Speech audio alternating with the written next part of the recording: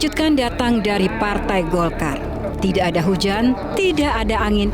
Tiba-tiba Ketua Umum Partai Golkar Airlangga Hartarto menyatakan pengunduran diri sebagai Ketua Umum. Dalam rangka memastikan stabilitas transisi pemerintahan yang akan terjadi dalam waktu dekat, maka dengan ini saya menyatakan pengunduran diri sebagai Ketua Umum DPP Partai Golkar. Pengumuman pengunduran diri ini bukan hanya mengejutkan khalayak, tapi juga di internal Partai Golkar. Betapa tidak, kepemimpinan Airlangga selama ini dianggap sukses meraih prestasi politik, baik di pemilu legislatif maupun pilpres.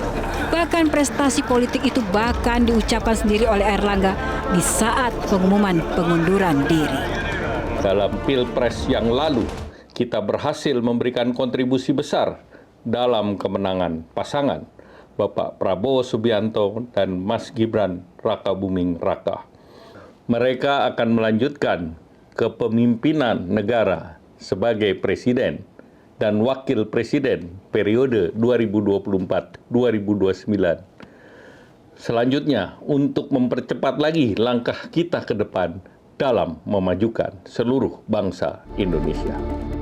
Alasan pengunduran diri Airlangga yang masih misteri memunculkan beragam spekulasi mulai dari konflik internal hingga tekanan eksternal seperti yang diyakini mantan Ketua Umum Partai Golkar Yusuf Kala. Ketua Umum Partai Golkar dan juga sebagai Menko itu pasti akan menjaga partai sebaik-baiknya.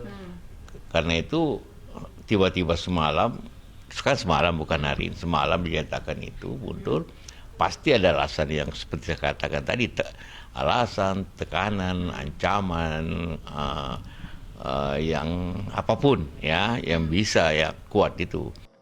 Namun, spekulasi tersebut dibantah loyalis Airlangga yang juga menjabat sebagai Wakil Ketua Umum Partai Golkar Ahmad Doli Kurnia. Keputusan pengunduran diri Pak Airlangga itu murni dari diri pribadi Pak Airlangga. Ya, itu tadi yang disampaikan Pak Airlangga langsung pada saya dengan 2-3 orang tadi pagi ya. Bahwa keputusan ini adalah keputusan yang terbaik, kata Pak Airlangga.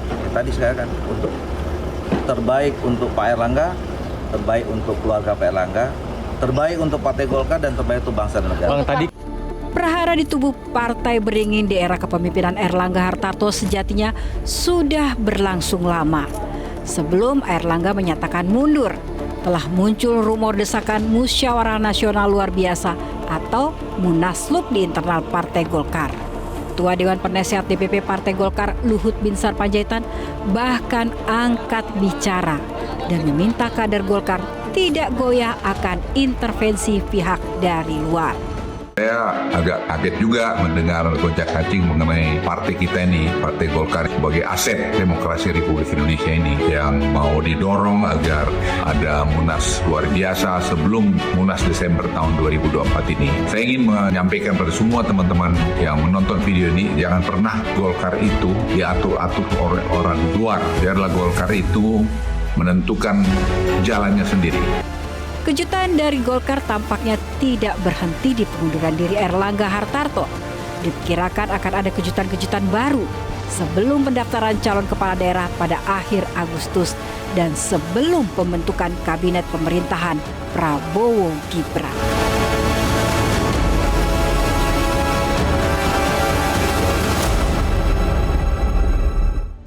Halo, selamat malam pemirsa. Pengunduran diri Airlangga Hartarto sebagai Ketua Umum Partai Golkar yang mendadak menyisakan begitu banyak pertanyaan. Ada apa dengan Airlangga? Ada apa dengan Golkar?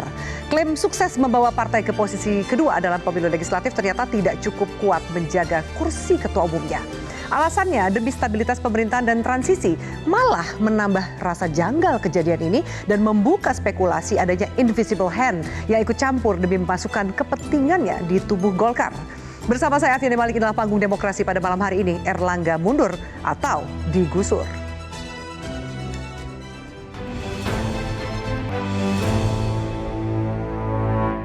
Dan bisa langsung saja untuk mengulasnya sudah hadir anggota Dewan Pakar Partai Golkar Ridwan Hisyam. Pak Ridwan, halo, selamat malam. Terima kasih sudah hadir.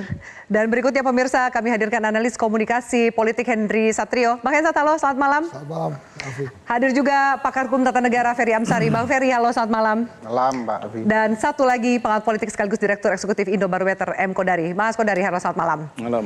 Oke, kita masih menantikan kehadiran dari Wakil Ketua Umum DPP Partai Golkar Nurdin Halid yang bisa saja bergabung saat dialog ini berjalan. Langsung akan saya tanyakan lebih jauh. Saya ke Pak Ridwan dulu. Pak, ini kita tahu panggung depannya ya Pak Erlangga mundur gitu. Ya. Tapi spekulasi yang beredar sepertinya nggak sukarela. Ada cerita di panggung belakangnya. Apa cerita yang mungkin bisa dibagikan oleh Pak Ridwan? Kalau buat saya Pak Erlangga mundur itu memang harus tahun yang lalu sudah mundur. Karena dia tidak menjalankan paradigma baru Partai Golongan Karya. Akhirnya dia terbulat sendiri sekarang. Karena paradigma Partai Golkar itu sejak kita berubah menjadi partai di era reformasi, kita menjadi partai yang terbuka. Kita partai mandiri, kita partai yang modern. Nah, partai yang mendengarkan aspirasi rakyat. Pak Erlangga tidak jalankan itu. Tapi 102 kursi yang mendengarkan aspirasi rakyat dong Pak Ridwan. Tidak bisa dong. 102 kursi itu bukan kerjanya Pak Erlangga. Nggak bisa diklaim bahwa itu prestasi Golkar di bawah kepemimpinan Pak Erlangga. Coba cek hasil survei ya sebelum pemilihan itu. Berapa? 8-9%, tidak lebih dari 10%. Itu kerja akibat dari kita mendukung Prabowo Gibran. Jadi efek apa? Ekor jas itu loh. Ya, kotel efeknya. Iya. Dan masalahnya pada saat itu kan juga ada ya yang harus turun suaranya kan. Iya. Kita dapat limpahan kan. Iya. Yang Itu dapat limpahan apa ngambil suara yang turun? Ya, enggak tahu lah kita dapat. Nasdem dapat Limpahan, ya. limpahan 10, PKB dapat 10, ya. Demokrat turun, Ya. PAN dapat sedikit-sedikit, PKS dapat sedikit-sedikit, Golkar yang terbanyak. Ya karena memang jaringannya Golkar kan merata di seluruh Indonesia. Jadi bukan kerja Golkar, kerja kader-kader caleg-caleg dan kita dapat efek tadi ekor jas itu. Tapi mundurnya Pak Erlangga kenapa sekarang? Kalau misalnya ternyata Bapak bilang Makanya 1 tahun lalu harusnya mundur. Terlambat dia mundur, seharusnya setahun yang lalu dia mundur. Sehingga membuat orang bertanya-tanya. Buat saya tidak heran. Karena siapa yang tidak menjalankan paradigma baru Partai Golkar 5 itu, dia akan terbulat. Ya. Kalau dia mandiri, Partai Mandiri, ya harus mandiri sejak awal. Saya itu bulan Juli 2023 datang ke ruangannya Pak Erlangga di kantor Menko, diterima jam 5 sore. Saya bilang ini paradigma baru Golkar, Anda harus maju. Di Dewan Pakar kita sudah rapat, bikin surat resmi. Harus maju poros keempat, Erlangga, poros keempatnya. Ya. Kalau kita kalah karena hasil elektabilitas Erlangga kecil, tidak ada masalah. Ya. Masuk putaran kedua, barulah kita mendukung Prabowo Gibran. Tapi nggak berani. Jadi ini ada kaitan dengan Pilpres dan mungkin Pileg yang kemarin Otomatis berjalan. Ini ada, saya bilang kan, ini satu kesatuan, tidak bisa dipotong-potong. Gitu loh. Ya. Dan ini kalau dibilang tadi di TV, dibilang bahwa ada sesuatu, tidak ada. Ini kesalahan Pak Erlangga sendiri. Kita pernah mengalami itu tahun 2000 berapa? 2004. Ya.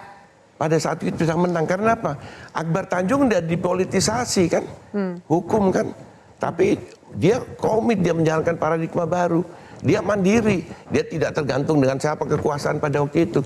Dilawan namanya proses hukum. Kita menang akhirnya. Dan menang pemilu di 2004. Erlangga gak berani. Jadi ini kalau kemudian ada spekulasi bahwa digusur atau dikondisikan termasuk menggunakan orang-orang dalam yang juga mengincar kursi ketum? Enggak lah, nggak ada yang mau ngincar kursi ketum. Ada periodisasinya. Banyak Pak yang mau ngincar kursi ketum. Iya, Pak. tapi tunggu periodisasinya. Tunggu periodisasnya kan. Oke. Iya. Oke, baik. Saya akan tanyakan tanggapan dari Mas Henry Satrio. Tanggapan Anda bagaimana ini kalau dengar dari Pak Ridwan tadi mengatakan, oh ini sukarelanya dari Erlangga ya, bahwa harusnya dari tahun lalu mundurnya. Tapi spekulasi yang berkembang, liputan media, sepertinya nggak sukarela gitu Bang Hensat. Ya karena sebelum-sebelumnya kan saya bacain satu-satunya ya. Sebelum Pak Erlangga mundur, tiba-tiba kita mendapatkan potongan video dari Pak Luhut bin Sarpanjaitan yang mendukung Erlangga dan berpesan supaya tetap solid gitu ya. Kan kita mulai bertanya-tanya itu kenapa kemudian tiba-tiba LBP ngirim bikin video itu ya kan? Ini apa video-video ini? Pesannya Munasnya gitu. tetap Desember loh. Iya, nah, itu kan tidak ada angin, tidak ada hujan. Nah terus kemudian sebetulnya yang membuat kehebohan ini adalah unsur urgent yang ditampilkan oleh Erlangga Hartarto disampaikan hari Minggu dan dikatakan bahwa berlaku dari malam Minggu gitu ya, Sabtu malam Minggu gitu ya. Kenapa saya katakan ini urgentnya yang ditampilkan? Kan dia sebetulnya bisa saja menunggu di hari Senin gitu ya, di hari kerja. Tapi kemudian dia memaksakan untuk menyampaikan itu segera, dan kemudian banyak sekali kata-kata yang memang memicu kontroversi dan akhirnya masuk di panggung demokrasi Metro TV. Ini programnya Metro TV semua tuh ya. Ya itu seperti misalnya demi kesolidan, kemudian transisi. Iya apa sih? Itu maknanya kenapa? Kayaknya sesuatu yang genting sekali. Kalau Erlangga gak mundur dari kursi ketum, something will happen gitu. Iya, tapi yang ingin dia sampaikan itu kalau sepertinya kalau dia nggak mundur, transisinya tidak berjalan dengan baik, kemudian menjadi tidak lebih solid gitu kan. Jadi kita yang di luar Partai Golkar itu melihat ada apa ya. Tapi yang ingin ditampilkan duluan itu yang urgentnya itu. Kalau saya sih melihat kemudian banyak yang ingin kursi Partai Golkar, siapa yang nggak ingin gitu. Partai terbesar kedua di Indonesia dan kemudian berkali-kali menjadi pemenang pemilu gitu ya. Wajar kalau kemudian banyak yang ingin menginginkan kursi ini, apalagi Pak Erlangga sudah 7 tahun gitu ya.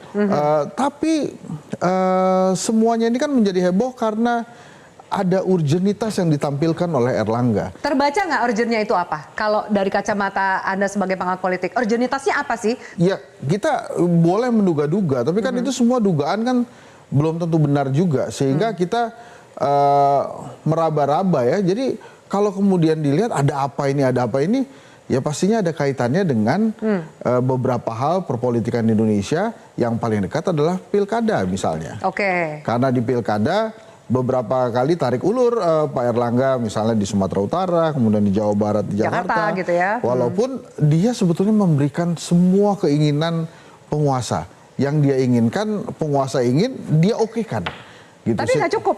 Ternyata nggak cukup gitu. Masih ada hal-hal yang membuat Erlangga ini harus mundur. Nah ini adalah misteri yang coba digelontorkan oleh Erlangga dan membiarkan panggung demokrasi nebak-nebak. Oke, kita sama-sama nebak nih, Mas Kodari. Anda bacaannya apakah sama seperti Bang Henry Satrio atau ada pandangan yang lain gitu? Termasuk statementnya itu loh agak janggal ya. Intinya kalau nggak mundur ini kan demi stabilitas transisi pemerintahan. Itu kenapa ngomongnya gitu?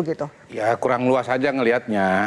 Kalau kita ngelihat Golkar secara luas, kita kan tahu bahwa setiap kali terjadi pergantian kekuasaan di tingkat pusat, maka hampir-hampir otomatis di Golkar pun juga akan ikut gitu. 2004 ya, begitu terpilih SBY ya dan JK, langsung ganti dari ketua umumnya Pak Akbar Tanjung. 2009 Pak JK maju kalah, hilang juga posisi wakil ketua umumnya dan seterusnya. Nah sekarang kita masuk kepada era kepemimpinan baru. Otomatis di internal Golkar itu melakukan adaptasi gitu loh. Terus terang menurut saya Erlangga Hartarto ini tidak cukup percaya diri untuk bertarung di Munas yang akan datang gitu. Karena ukurannya apa tuh Bang nggak percaya dirinya Pak Erlangga? Nggak percaya diri karena dia selama ini memang nggak pernah bertarung. Erlangga ini nggak pernah bertarung. Kalaupun dia pernah bertarung di Munaslup ya di Bali ya tahun 2016 dari 8 kandidat dia cuma nomor 5. Ini cuma 14 kursi. 8 kandidat nomor 7 dapat 14 suara. Itu dia. Nomor 7. Ya pokoknya kecil lah, sedikit lah. Pokoknya nggak fight lah gitu. Di 2019 tinggal 2 calon, saya sama Erlangga, diaklamasi oleh Aziz Samsudin pimpinan Munas. Saya tidak boleh ikut bertarung.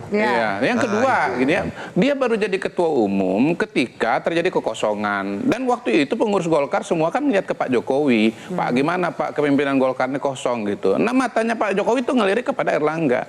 Nah kenapa kepada Erlangga? Karena Erlangga waktu itu tokoh yang paling lemah. Dalam situasi seperti itu, tokoh paling lemah yang bisa diterima oleh semua kandidat. Kalau yang maju tuh tokoh yang kuat, Ridwan Hisam gitu, siapa gitu, ditolak pasti, karena takut janji dia kuat gitu loh. Takut melawan gitu. Tahun 2019, baru jadi ketua umum setelah situasinya aklamasi.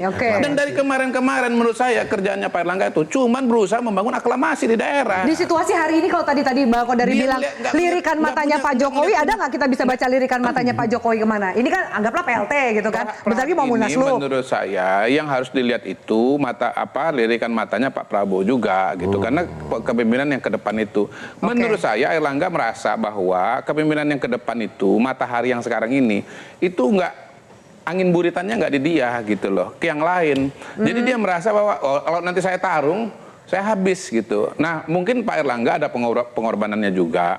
Dia melihat kalau nanti misalnya dia maju di Munas, lalu kemudian dia kalah gitu ya. Menteri-menteri misalnya yang sekarang keluar dari kantongnya dia, itu nanti kan jadi Gimana lain gitu gitu, bikin ya? repot Jadi aneh dia, gitu. bikin repot ketua umum yang baru gitu loh, Oke. bikin repot presiden. Ya sudah mundur aja sekarang supaya apa? Nanti terpilih ketua umum yang baru, Ya. urusan pilkadanya sudah sinkronisasi, kabinetnya juga sinkronisasi. Itulah stabilitas transisi pembangunan. Baik, satu narasumber saya Mas Ferry mau bicara, mau mengungkapkan apa pendapatnya, tapi kita harus jeda dulu Mas Ferry. Termasuk benar nggak sih kalau ternyata di balik mundur ini katanya yang sukarela lah, lirikan mata Pak Jokowi dan Prabowo, ternyata di balik itu ada peringatan, surat peringatan, panggilan kejaksaan katanya. Kita klarifikasi, usai jeda, tetaplah bersama kami. Jelajahi cara baru mendapatkan informasi. Download Metro TV Extend sekarang.